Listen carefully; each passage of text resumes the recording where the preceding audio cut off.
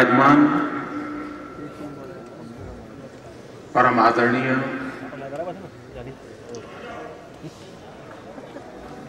पंजाब के लोकप्रिय मुख्यमंत्री आदरणीय प्रकाश सिंह बादल जी, मंत्री परिषद के मेरे सभी साथी, मध्य प्रदेश में पधारे हुए डॉक्टर कुसमारिया जी, श्रीमान अशोक गुलाटी जी,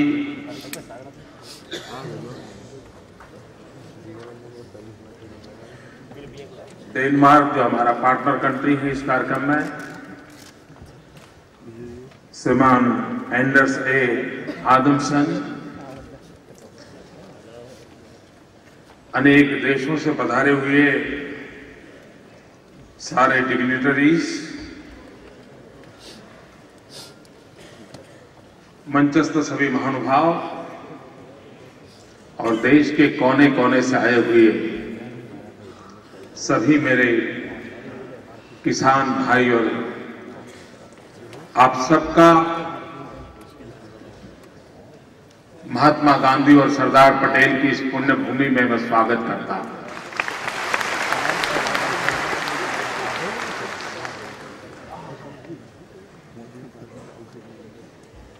गुजरात में और हिंदुस्तान में इस प्रकार का ये पहला प्रयास है।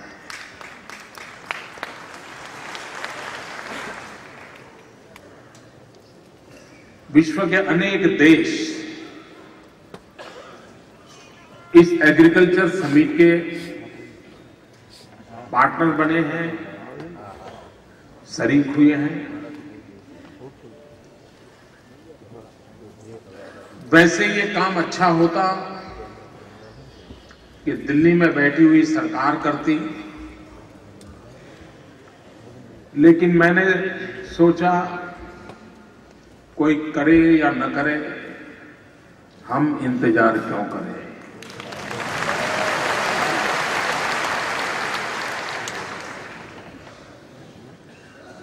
ये देश हमारा भी तो है, हम सबका है।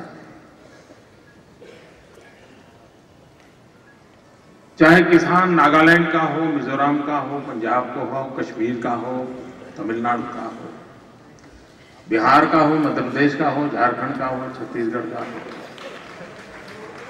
ये भी तो हमारे भाई हैं।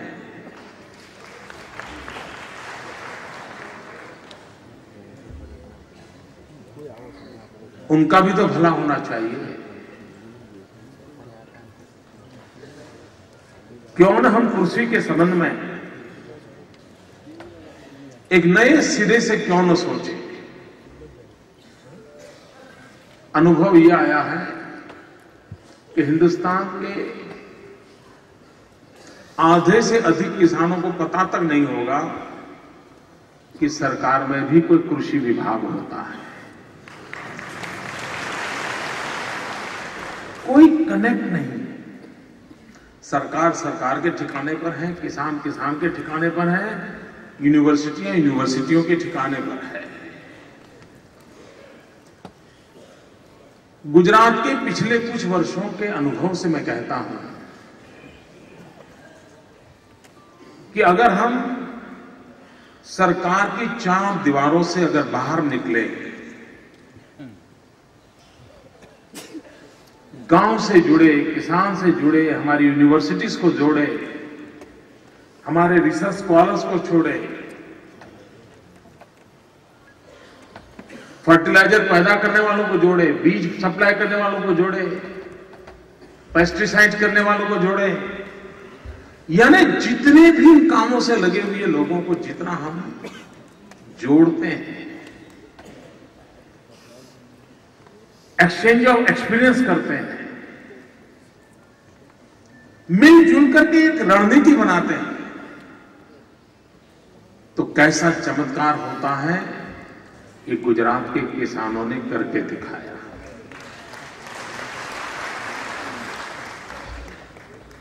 मित्रों, गुजरात एक रेगिस्तान, और उधर पाकिस्तान।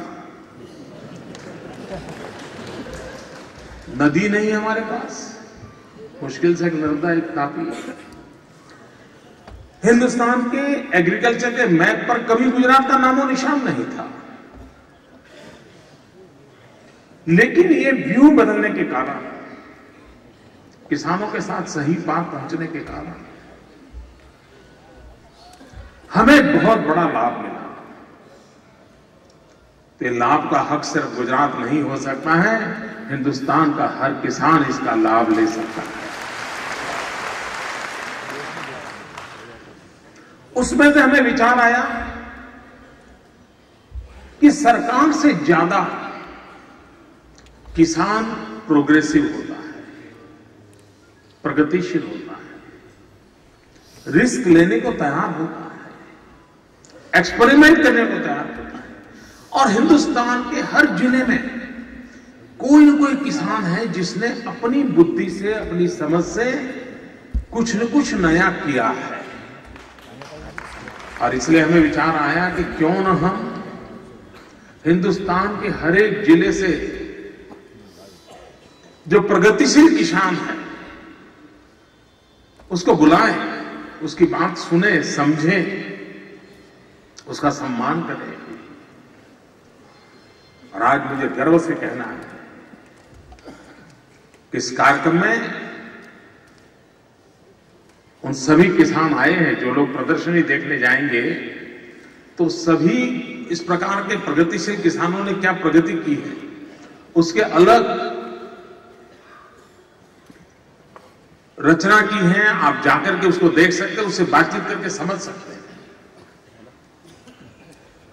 इससे इतनी ज्यादा जानकारियां मिलती है, इतना अनुभव मिलता है कि जिसका लाभ आने वाले दिनों में होने वाला है। उसी प्रकार से टेक्नोलॉजी में भी बहुत रिवॉल्यूशन हुई है, न सिर्फ हिंदुस्तान में, हिंदुस्तान के बाहर भी कृषि संबंधित टेक्नोलॉजी में बहुत बड़ा बदलाव आया है। क्यों न हम उन सारी चीजों को लाएं, बुलाएं, समझें। मैं एक बार इजराइल के एग्रीकल्चर फेयर को देखने के लिए गया था और मैं देख रहा था कि हिंदुस्तान के करीब करीब सभी जिलों से किसान लाखों रुपया खर्च करके इजराइल आए थे और वो उस पूरे मेले को घूम घूम करके देख रहे थे, समझने की कोशिश कर रहे थे, लिख रहे थे। उसके मन में कुछ करने की इच्छा थी, वो ज्ञान, इंफॉर्मेशन की तलाश में था। और तब हमें मन में विचार आया था कि ये लाखों रुपया खर्च करके हमारा किसान इजराइल जाता है, क्यों न हम पूरी दुनिया को हमारे यहां ले आएं ताकि हमारा किसान अपने घर बैठ करके इन चीजों को देख पाए, समझ पाए। ये पूरा इवेंट, ये समिट, ये प्रयास देश के किसानों के लिए है, देश के गांव के लिए है, देश के आने वाली कृषि क्षेत्र के विकास के लिए, और उस सपनों को पूरा करने के लिए ये हमने कोशिश की है। भाइयों बहनों, मुझे बताया गया कि समिट में 29 स्टेट्स, 29 राज्य, 2 यूनियन टेरिटरीज और हिंदुस्तान के 542 डिस्ट्रिक्ट के किसान यहां मौजूद हैं। 542 जिलों से किसान आए हो, सामान्य किसान। ये शायद देश की पहली घटना हुई होगी कि जो इतने बड़े समिट में हिस्सा ले रहे हैं। गुजरात बाहर से 4000 से अधिक किसान यहां पहुंचे। महाराष्ट्र में गणेशोत्सव का बहुत बड़ा पर्व होता है, उसके बावजूद भी महाराष्ट्र से बहुत बड़ी तादाद में हमारे किसान भाई बहन आज यहां मौजूद हैं। और ये मेरे लिए खुशी की बात है कि गणेश चतुर्थी के पावन पर्व पर ये समीट हो रहा है और गणेश जी विघ्नहर्ता है। आने वाले दिनों में विघ्नहर्ता गणेश हमारे गांव की, हमारे किसानों के सामने जितने भी विघ्न है उन विघ्न से मुक्ति दिलाएंगे। ये मुझे पूरा भरोसा है, विश्वास है, मेरी श्रद्धा है। भाइयों बहनों, यहां अनेक विषयों पर चर्चा हुई। जैसे हमारे गुलाटी जी कह रहे थे कि भाई पानी का उपयोग ये आने वाले दिनों में हमारे सामने सबसे बड़ी चुनौती है और ये सही बात है। और इसलिए गुजरात ने एक मंत्र लिया है, जिस मंत्र को लागू करते हुए हम काम कर रहे हैं, पर ड्रॉप मोर क्रॉप।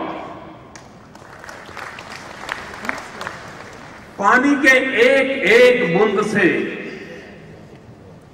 उसका महात्म्य समझते हुए अधिकतम फसल कैसे पैदा हो, इस मंत्र को लेकर के आगे बढ़ना चाहिए। और जिस राज्य ने कृषि में पानी का महात्म्य समझा, पानी के प्रभाव का भी महात्म्य समझना पड़ता है, पानी के अभाव का भी महत्व समझना पड़ता है। सिर्फ स्कैर्सिटी वाला विषय नहीं है, अधिक पानी भी संकट पैदा करता है। तो पानी के प्रभाव से भी कृषि बचे, पानी के अभाव से भी कृषि बचे, और उस समस्या का समाधान पर ड्रॉप मोर क्रॉप, इस मंत्र को हम चरितार्थ करेंगे तब जाकर के। गुजरात में 40-45 साल की गुजरात की यात्रा, 1960 में गुजरात अलग से अपना काम शुरू किया। गुजरात में सिर्फ 12,000 हेक्टेयर भूमि में माइक्रो इरिगेशन का प्रबंध हुआ था। Sprinklers, drip irrigation, 12,000 hectare. हमने पिछले एक दशक में इस स्थिति को बदल करके करीब 9 लाख हेक्टेयर भूमि में माइक्रो इरिगेशन का प्रबंध किया और उसका परिणाम ये आया है, पानी तो बचा, मेहनत भी बच रही है और फसल अच्छी हो रही है। और किसानों को भी लग रहा है कि हमें वैज्ञानिक तरीके से खेती करने की दिशा में जाना पड़ेगा। हमारी परंपरागत खेती है, उसका महात्म्य है। सदियों से हमारे पूर्वजों ने जो विधा को विकसित किया है, उसका महात्म्य है। लेकिन समय की मांग ऐसी है कि हमें उसमें आमूलचूल परिवर्तन की दिशा में जाना पड़ेगा। जमीन के हिस्से, टुकड़े छोटे होते जा रहे हैं, परिवार का विस्तार हो रहा है। पहले जो भूमि थी उसके 2 टुकड़े, फिर 6 टुकड़े, फिर 8 टुकड़े। एक एक परिवार के सदस्य के पास जमीन कम होती जा रही है। कम जमीन में ज्यादा फसल, इसकी चिंता अनिवार्य बन गई। मित्रों, हमारे देश में जमीन के क्षेत्रफल की रक्षा, आपके पास 2 हेक्टेयर भूमि है तो उसकी रक्षा कैसे हो, आपके पास 5 हेक्टेयर भूमि है तो उसकी रक्षा कैसी हो, उस पर तो राजनेता काफी अपना दिमाग खपा रहे हैं। सिर्फ जमीन के क्षेत्रफल की रक्षा से जमीन की रक्षा नहीं होती। अगर हमें जमीन की रक्षा करनी है तो जमीन की तबीयत भी देखनी पड़ेगी। कहीं हमारे जमीन की तबीयत तो खराब नहीं हो रही है। अनाप शनाप पेस्टिसाइड डाल करके, प्राकृतिक आवश्यकताओं के विपरीत व्यवहार करके कहीं हमारे देश की जमीन, उपजाऊ जमीन धीरे धीरे बंजर भूमि की ओर तो बदल नहीं रही है। और इसलिए जितना महात्मा है, जितनी आवश्यकता, जमीन के क्षेत्रफल की रक्षा की है, उससे ज्यादा जमीन के स्वास्थ्य की चिंता करना वो भी उतना ही आवश्यक है। गुजरात ने एक प्रयोग किया, श्रीमान स्वामीनाथन ने इसको बड़ा सराहा और पूरे देश में इसकी चर्चा हुई। हमारे गुलाटी जी भी उसकी तारीफ सब दूर करते रहते हैं। और हमने सॉइल हेल्थ कार्ड का प्रयोग किया। आज हिंदुस्तान में इंसान के पास हेल्थ कार्ड नहीं है, लेकिन गुजरात ने कोशिश की कि किसान को उसकी जमीन का, उस जमीन की प्रकृति कैसी है, तबीयत कैसी है, क्या कमियां हैं, कौन कौन से रोग से ग्रस्त है जमीन, उस रोग से उसको कैसे मुक्त किया जाए, उस सॉइल हेल्थ कार्ड का प्रयोग किया। और उसको क्या ध्यान में आया कि जिस जमीन से मैं इतना सारा कमा रहा हूं, उस जमीन की भी तो कभी मुझे देखभाल करनी पड़ेगी। और जिस प्रकार से पानी का महत्व है, उसी प्रकार से जमीन की क्वालिटी का भी महत्व है। और मित्रों, हम हिंदुस्तान के लोग भाग्यवान हैं। विश्व में भिन्न भिन्न प्रकार की 60 प्रकार की जमीनों के प्रकार माने गए हैं। उन 60 प्रकार की जमीनों की मान्यताओं में वैज्ञानिक तरीके से जो विकार माना गया है, उसमें 48 प्रकार की जमीन आज हिंदुस्तान की धरसर जमीन पर मौजूद है। ये बहुत रिच हेरिटेज हमारे पास है, एक बहुत बड़ी संपत्ति है। दुनिया में 60 प्रकार की जितनी जमीनें हैं, उसमें से 48 प्रकार हमारे यहां मौजूद है। उसका वैज्ञानिक तरीके से कैसे उपयोग करना, उस वैज्ञानिक तरीके से उपयोग करके हमारी फसल कैसे पैदा हो, और जमीन के अनुकूल बीज हो, जमीन के अनुकूल फसल हो, जमीन की उचित समय पर फसल हो, अगर इसका वैज्ञानिक तौर तरीकों को हम विकसित करें, तो मैं नहीं मानता हूं कि हमारे किसान की मेहनत बेकार जाएगी। किसान मेहनत करेगा, उसको उचित परिणाम भी मिलेगा, अगर आधुनिक विज्ञान और टेक्नोलॉजी को हम उसके साथ जोड़ें। हम इंफॉर्मेशन टेक्नोलॉजी के रिवॉल्यूशन की बात करते हैं, लेकिन अभी भी हमारे गांव के किसान तक इस विज्ञान को हम नहीं पहुंचा पाए। बदले हुए युग के हमारे किसान की सोच भी ग्लोबल बनानी पड़ेगी। उसे पता चलता है, अगर टेक्नोलॉजी के माध्यम से कहां क्या हो रहा है, वो जान सकता है और वो उस प्रयोगों को कर सकता है। मित्रों, गल्फ कंट्रीज में खजूर की खेती होती है और वो खजूर काफी बिकती भी है, लेकिन हमारे कच्छ के किसानों ने इस पे जोर लगाया। दुनिया के देशों से वो अपना सीड्स ले आए, प्रयोग किया, और आज गल्फ कंट्रीज से खजूर बाजार में आती हैं।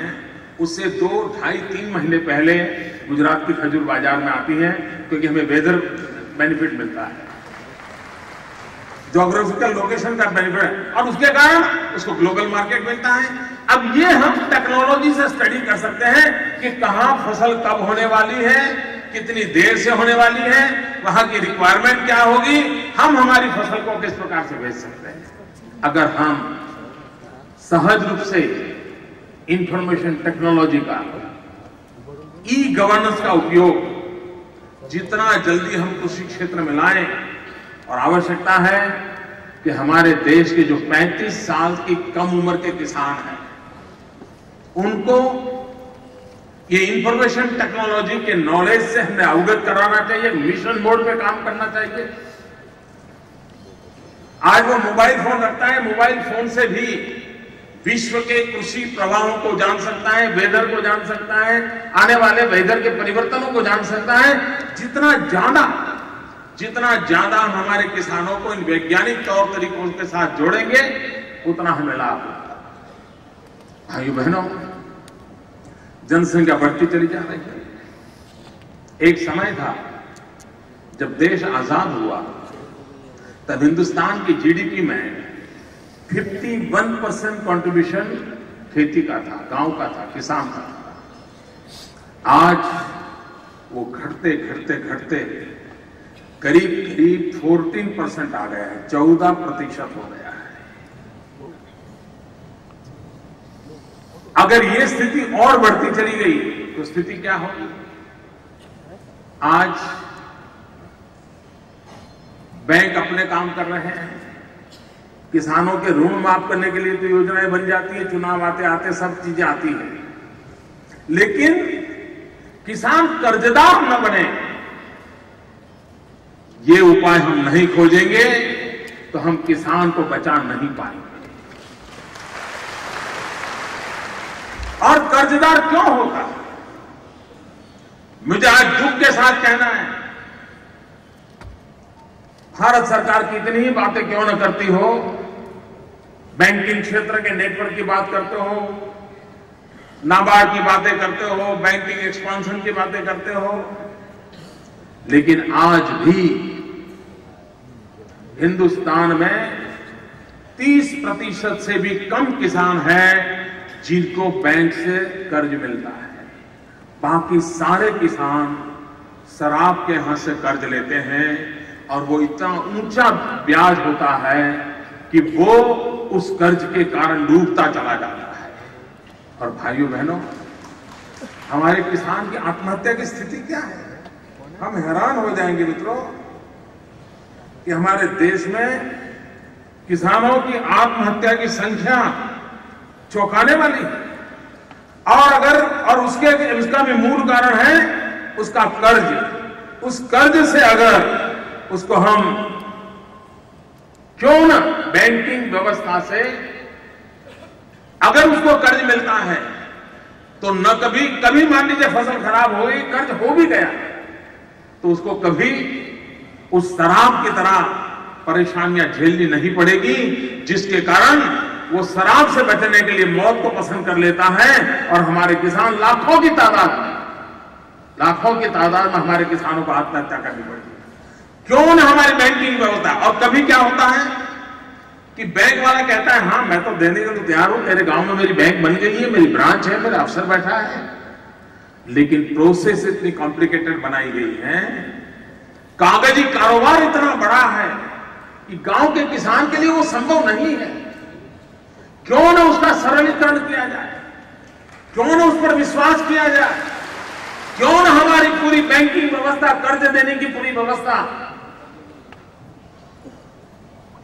किसान सेंट्रिक नहीं बनाएंगे, क्रॉप सेंट्रिक नहीं बनाएंगे, और तब तक हम किसान को मरने से नहीं बचा सकते। और इसलिए उसमें भी आमूलचूल परिवर्तन की व्यवस्था करने की जरूरत है। और हमारे देश ने इस सारे सवालों के जवाब खोजने पड़ेंगे। हम किसानों को उसकी जिंदगी पर जीने के लिए, कुदरत के भरोसे जीने के लिए मजबूर नहीं कर सकते। उसी प्रकार से हमारे सामने एक बहुत बड़ी चुनौती है। जब जमीनें कम होती रही है, परिवार का होल्डिंग कम होता चला जा रहा है, तो उस परिवार को जीने के लिए भी कुछ आवश्यकताओं की पूर्ति करना बहुत अनिवार्य बन जाता है। और उसका एक उपाय है हमारी प्रोडक्टिविटी कैसे बढ़ेगी।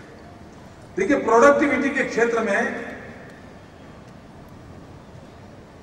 हम कितने पीछे हैं। क्या हमारे पास टैलेंट नहीं है? हमारे पास पृथ्वी यूनिवर्सिटीज नहीं है, रिसर्च स्कॉलर नहीं है, तो कमी किस बात की? ऐसा कौन सा कारण है कि आज हमारे यहां जितनी जमीन है, उस जमीन में से जितनी पैदावार होनी चाहिए उतनी पैदावार हम नहीं ले पा रहे हैं? मित्रों देखिए, मैं उन देशों के उदाहरण देता हूं जो देश डेवलप कंट्रीज नहीं है, डेवलपिंग कंट्रीज है, करीब करीब हमारी बराबरी का आर्थिक सामाजिक जीवन जीने वाले देश हैं, लेकिन उन्होंने भी किस प्रकार से परिवर्तन लाया है। जैसे भारत में गेहूं हेक्टर के अनुपात में 2.8 टन औसत उत्पादन होता है गेहूं का। जबकि नीदरलैंड में हेक्टर में 8.9 टन, यानी करीब करीब हमारे पास 3 टन तो उनके पास 9 टन एक हेक्टर में गेहूं पैदावार होती है। हमारी कमी कहां है? हमारा किसान की मेहनत और उसकी मेहनत में कोई फर्क नहीं होगा। क्या कमी है कि वो 1 हेक्टर पर 3 टन हम कमाते हैं और वो 1 हेक्टर पर 9 टन गेहूं पैदा कर रहा है। मित्रों, गन्ना, शुगर केन, हम हेक्टर पर 66 टन गन्ना पैदा करते हैं, 66 टन। जबकि पेरू, मैं उन देशों को ले रहा हूं जिसका इन सारे कोई बहुत बड़े आर्थिक विश्व के अंदर कोई उनका स्थान नहीं है। पेरू जैसा छोटा देश 1 हेक्टर में 125 टन गन्ना पैदा करता है वहां का किसान। अब आप देखिए, हमसे करीब करीब डबल हो गए, तो स्वाभाविक है कि उसकी आय बढ़ेगी। छोटी खेती होने के बाद भी उसको फायदा होगा। केला, मित्रों, केले में भी हमारे देश में औसत 1 हेक्टर पर करीब 38 टन हमारी पैदावार है, जबकि इंडोनेशिया करीब करीब 60 टन केले का उत्पादन करता है। हमने अभी हमारे ट्राइबल किसानों को फिलीपींस के साथ जोड़ा और यहां आप प्रदर्शनी देखेंगे तो एक बहुत बड़ा केले की लूम रखी हुई है। एक ही करीब, वो मुझे बताया गया है 32 किलो से ज्यादा है, ऐसा मुझे 67 किलो का। क्यों हुआ ये? तो हमारे ट्राइबल किसान को हमने फिलीपींस के साथ ट्रेनिंग के लिए भेजा था। फिलीपींस में उन्होंने जिस प्रकार से केले की खेती की उनकी टेक्निक है उसको ले आए और आज वो पार्टनरशिप के साथ काम कर रहे हैं, तो उनकी फसल पैदावार में फर्क आया। उसका एक नमूना यहां रखा है, प्रदर्शनी में आप देखेंगे। एक ट्राइबल किसान के जीवन में दुनिया में कौन सी नई प्रैक्टिसेस आई हैं, वो कौन से तौर तरीके हैं जिसके कारण परिवर्तन आता है, उस पर ध्यान किया और उसके कारण आज पूरा देश बिना प्याज रो रहा है। पहले प्याज के कारण रोते थे, वो तो सुना था, लेकिन अब बिना प्याज रो रहा है। मित्रों, प्याज हमारी एवरेज पैदावार 1 हेक्टर की 17 टन है, जबकि आयरलैंड की करीब करीब 67 टन है, 5 गुना ज्यादा। इसका मतलब यह हुआ कि कुछ बातें हैं जिसकी और हमें गंभीरता से देखना पड़ेगा, चाहे सोयाबीन हो, चाहे चावल हो, हर क्षेत्र में। इतना ही नहीं, हमारे पशु की तादाद में जितना मिल्क प्रोडक्शन होना चाहिए वो हमारा नहीं हो रहा। पशु की संख्या ज्यादा है, दूध का उत्पादन कम है। दुनिया के देशों में पशु की तादाद कम है, दूध का उत्पादन ज्यादा है। इकोनॉमिकली अगर वायबल बनाना है, परिवार को चलाने की व्यवस्था भी करनी है, तो हमारे पशु ज्यादा दूध कैसे दें। मेरे पास 10 पशु हैं, इसका गौरव होने के बजाय मेरे पास 2 पशु हैं लेकिन 10 पशु से ज्यादा दूध दे रहे हैं, वो गौरव का विषय कैसे बने। और इस पैराडिम शिफ्ट की आवश्यकता है। हम जब तक इन बातों पर ध्यान नहीं देंगे, हम शायद कृषि के क्षेत्र में जो परिवर्तन लाना चाहिए वो परिवर्तन नहीं ला सकते। उसी प्रकार से हमारे यहां जो रिसर्च होनी चाहिए, देश की क्या आवश्यकता है, हमारी यूनिवर्सिटीज के फोकस एरिया वो कैसे हो। आपको हैरानी होगी मित्रों, पिछले 60 साल में पल्सिस के क्षेत्र में, जो कि हमारे लिए प्रोटीन का सबसे बड़ा रिसोर्स है, मूंग है, चना है, उड़द है, उसमें कोई नई रिसर्च नहीं हुई। प्रति हेक्टर पल्सिस की प्रोडक्टिविटी कैसे बढ़े और उसके साथ साथ पल्सिस में प्रोटीन कंटेंट कैसे बढ़े, अगर रिसर्च करके जेनेटिक सिस्टम से जेनेटिक मॉडिफाई करके हम उस दिशा पर बल देंगे तो आज भारत के सामने न्यूट्रिशन की जो समस्याएं हैं, उस समस्याओं का समाधान करने का बीज खेत में बोया जा सकता है और उस समस्या का समाधान खोजा जा सकता है। और इसलिए हमारे रिसर्च के एरिया कौन से हो, किन क्षेत्रों में हम रिसर्च पर बल दें, और भारत सरकार भी उन स्पेसिफिक एरिया को फोकस एरिया मान करके अगर उस काम को बल देती है तो हमारे किसान देश की बहुत बड़ी क्वालिटेटिव सेवा में भी उपकारक हो सकते हैं। आज मेरा किसान देश का पेट भी भर सकता है, लेकिन हमारा किसान न सिर्फ पेट भरेगा, लेकिन हमारे देश को रक्त से तरबतर करके हर एक की शिरा और धमनियों में, उसकी वेन्स में एक तंदुरुस्त खून बहता होगा, ये भी वो कर सकता है। उसकी भुजाएं बलवान होगी, उसका मस्तिष्क तेज होगा, उस प्रकार के मनुष्य की आवश्यकताओं की पूर्ति करने का काम हमारे देश का किसान कर सकता है। और उसलिए किसान को उस वैज्ञानिक तौर तरीकों से कैसे जोड़ा जाए, उस पर हमें बल देने की आवश्यकता है। मित्रों, हमारे देश में आपको जानकर के हैरानी होगी, और यहां बैठे हुए कई पॉलिटिकल पंडित हैं, उनको भी हैरानी होगी। मुझे भारत सरकार का एक फिगर मिला है, पर डे, प्रतिदिन 2500 किसान किसानी छोड़ करके और व्यवसाय में चले जा रहे हैं। प्रतिदिन इस देश में 2500 किसान खेती किसानी छोड़ रहे हैं। आप कल्पना करिए आगे चलकर की स्थिति क्या बनेगी, कितनी असुरक्षा होगी। तब जाकर के हर दिन 2500 लोग कृषि के व्यवसाय को छोड़ दें, कृषि क्षेत्र को छोड़ दें। आने वाले दिनों में कितना बड़ा संकट आ सकता है, इस संकट की ओर हमें ध्यान देने की आवश्यकता है। मैंने पहले कहा ऐसे पिछले 20 साल में 2,70,000 किसानों ने आत्महत्या की है। मित्रों, 2,70,000 किसानों की आत्महत्या, ये मैं भारत सरकार के आंकड़े बता रहा हूं। ये अपने आप में हमारे लिए चिंता का विषय है, और उसके जो मूल कारण है, कुछ बदलाव लाने की आवश्यकता है। जैसे मैंने कहा बैंकिंग सिस्टम में, उसी प्रकार से हमारे देश में जमीन को नापने का काम टोडरमल के जमाने में हुआ था।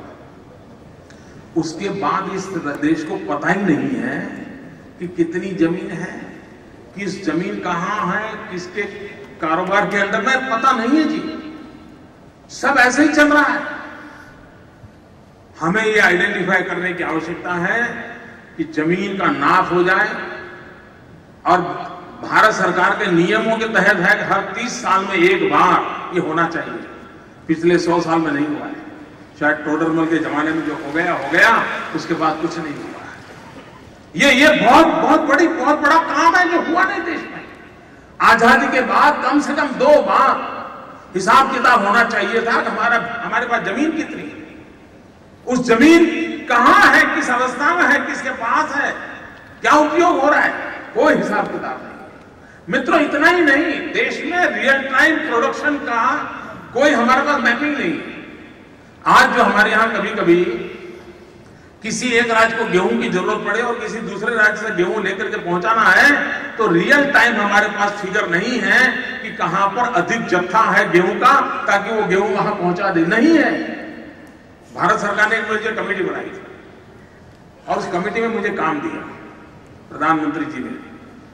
तो हम 4 मुख्यमंत्रियों की कमेटी थी और बाकी सब अफसर लगे थे।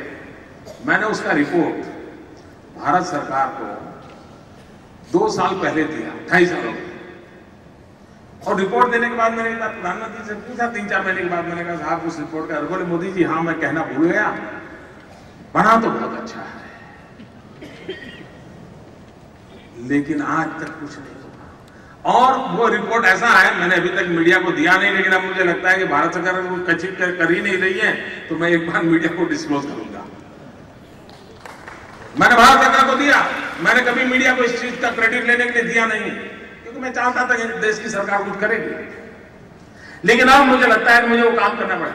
मैंने उनको एक्शनेबल पॉइंट्स दिए हैं, क्या कर सकते हैं, कैसे कर सकते हैं। जैसे मैंने एक छोटा सा सुझाव दिया है कि हमारा जो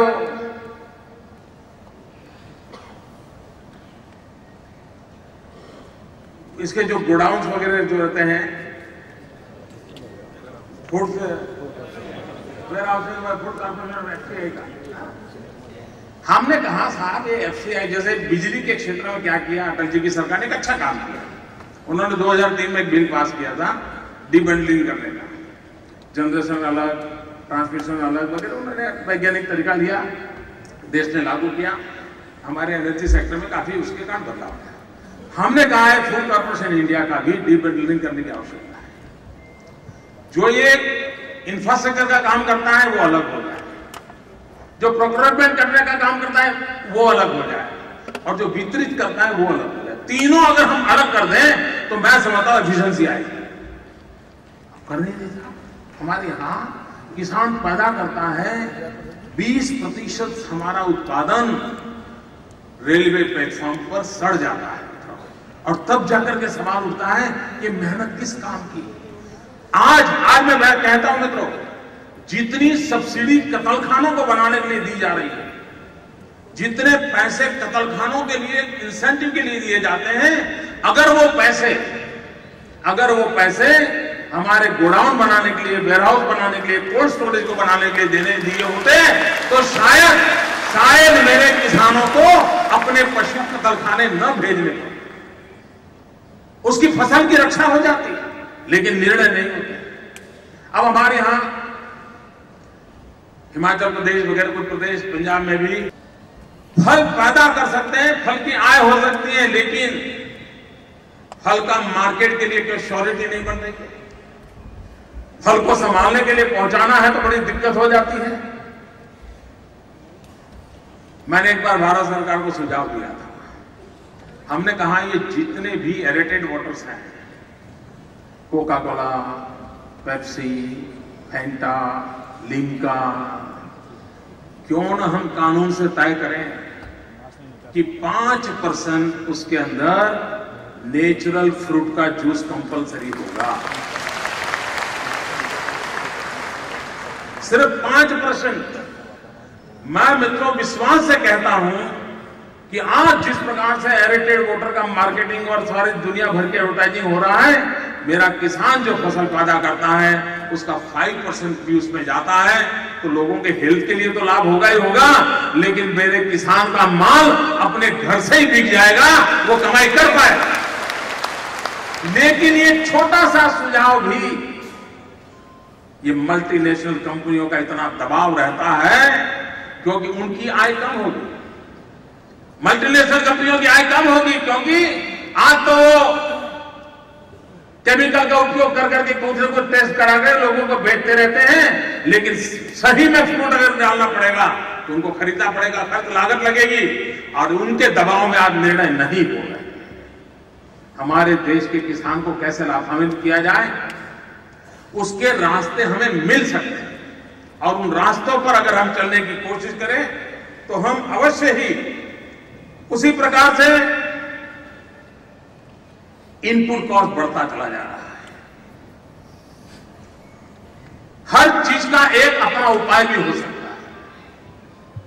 हमने प्रधानमंत्री को एक सुझाव दिया, ये जो JNURM चलता है, जिसमें बड़े शहरों में बड़े बड़े ब्रिज बनाते हैं, मेट्रो ट्रेनें चल रही हैं, काफी कुछ भारत सरकार पैसे खर्च कर रही है, राज्य सरकार भी कंट्रीब्यूट करती है, जो तो नगर पालिका, महानगर पालिका भी कंट्रीब्यूट कर रही है, वो चल रहा है।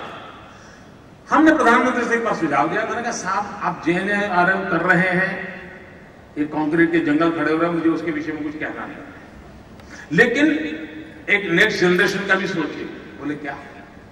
मैंने कहा हम हिंदुस्तान के 500 टाउन को सिलेक्ट करें, 500 टाउन्स, और उसका solid waste management and waste water treatment, उसका कूड़ा कचरा इकट्ठा किया जाए, उसका गंदा पानी को रिसाइकल किया जाए, और उस कड़े कचरे में से खाद्य बनाया जाए, फर्टिलाइजर बनाया जाए। और वो बड़े टाउन के अगल बगल में जितने भी गांव होते हैं वो ज्यादातर सब्जी की खेती करते हैं, क्योंकि शहर में उनको तुरंत मार्केट मिल जाता है।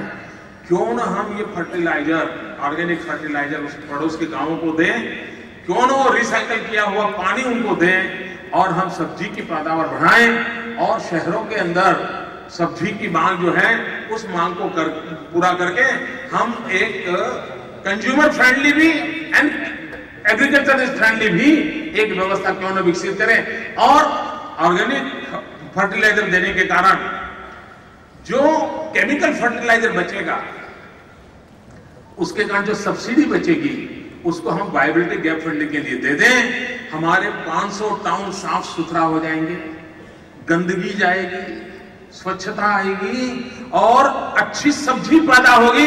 प्रधानमंत्री जी ने मुझे कहा मोदी जी आइडिया बहुत अच्छा है। फिर मुझे एक बार मैसेज आएगा प्लानिंग कमीशन के सामने विषय रखे, मैंने प्लानिंग कमीशन के सामने रखा। फिर मुझे कहा शाम पित्रोड़ा जी देखेंगे, उनको मैंने पूरा भेज दिया। आज कितने वर्ष हो गए नहीं।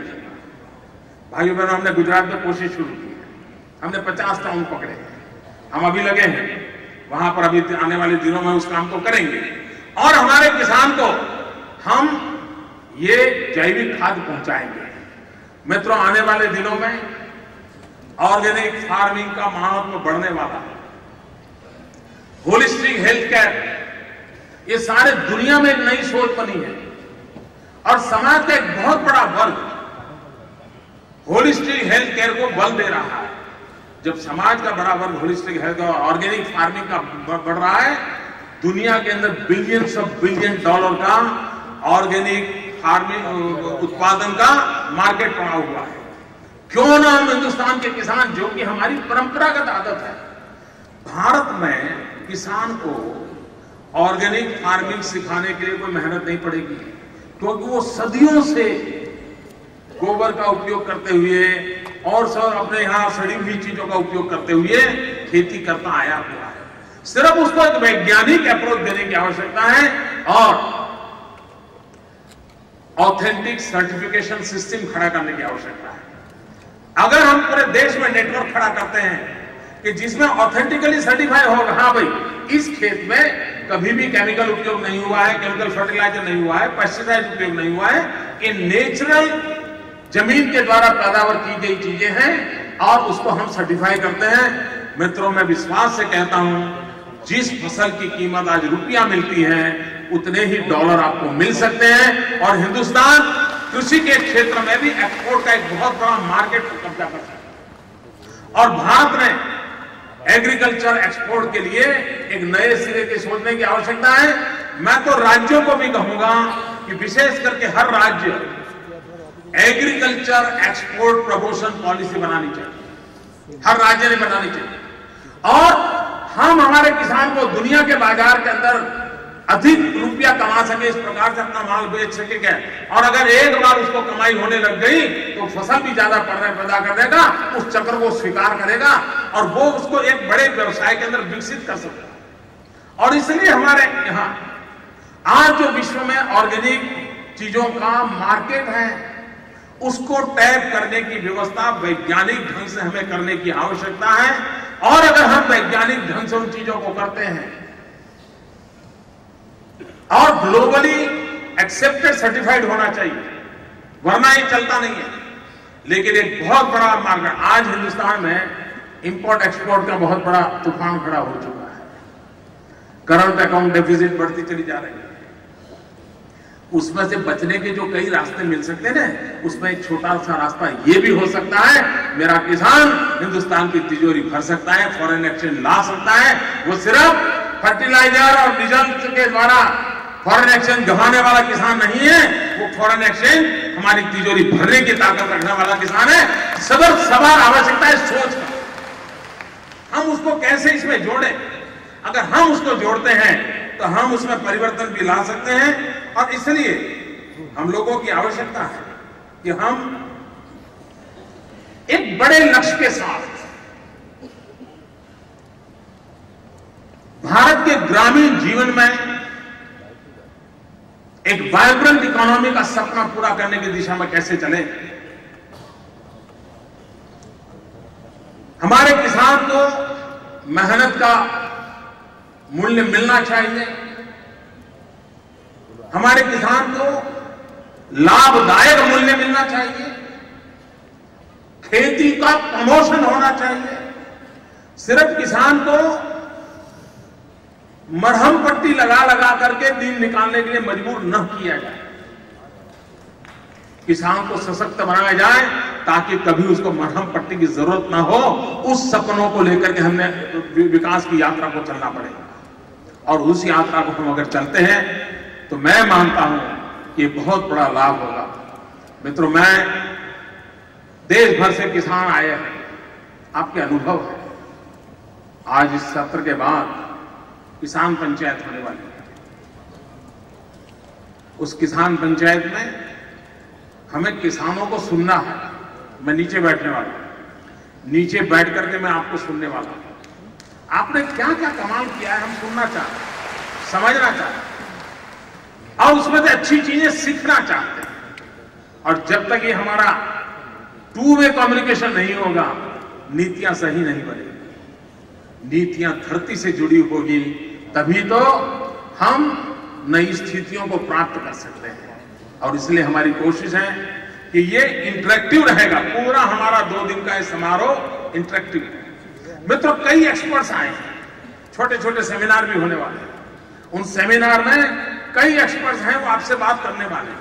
मेरी आपसे प्रार्थना है कि आपके रुचि का जो क्षेत्र होगा उस विषय में आप जरूर रस लीजिए। आपके पास जो फोल्डर दिए उसमें पूरी डिटेल है।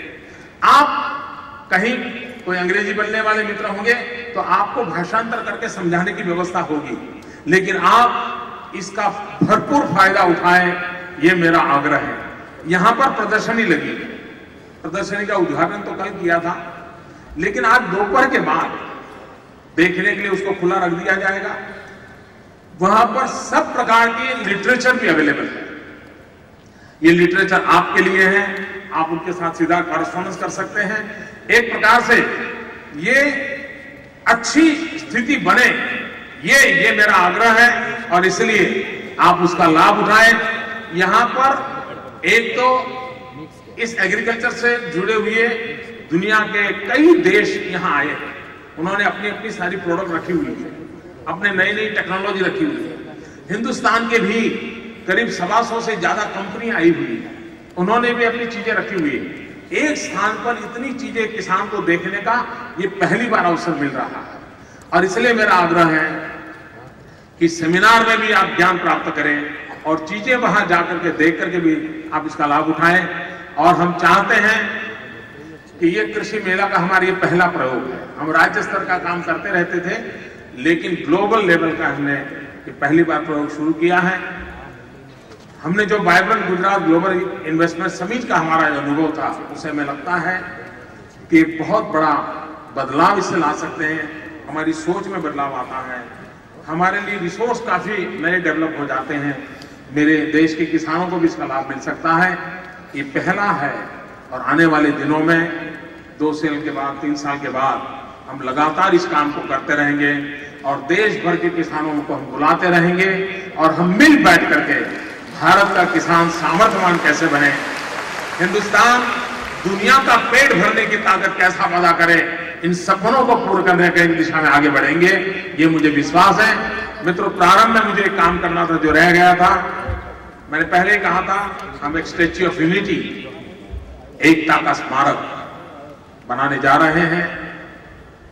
आज दुनिया का सबसे ऊंचा जो स्मारक है वो स्टैच्यू ऑफ लिबर्टी है। हम जो स्टैच्यू ऑफ यूनिटी बनाने वाले हैं वो उससे डबल है। मित्रों, हिंदुस्तान इतना बड़ा देश है, इतना पुरातन देश है, हम छोटा क्यों सोचते? विश्व के सामने सीना तान करके खड़े रहने का सामर्थ्य होना चाहिए। ये हर चीज में दिखाई देना चाहिए, उस स्टैच्यू में भी नजर आए। ये सरदार वल्लभ भाई पटेल का स्टैच्यू है। ये फिल्म में दिखाता हूं, उसके बाद मैं आपसे उस विषय में विस्तार से बात करता हूं। मैं फिर एक बार सभी मेहमानों का आने के लिए मैं बहुत अभिनंदन करता हूं, स्वागत करता हूं। आदरणीय बादल साहब के साथ तो मुझे वर्षों तक काम करने का, उनसे बहुत कुछ सीखने का सौभाग्य मिला है। आज उनकी प्रेम वर्षा का भी मुझे अनुभव हुआ, मैं उनका बहुत बहुत आभारी हूं। सभी मेहमानों का आभारी हूं और मैं देश भर से आए हुए, आप हमारे मेहमान हो, आपको कोई भी दिक्कत हो, कोई भी कठिनाई हुई हो, तो मेरी व्यवस्था में कुछ कमी रह गई हो तो आप सबसे क्षमा चाहता हूं और इसमें अगर कुछ कमियां रह गई होगी तो सुधार करके अगली बार और अच्छे काम करने का प्रयास का मैं विश्वास देता हूं। बहुत बहुत धन्यवाद।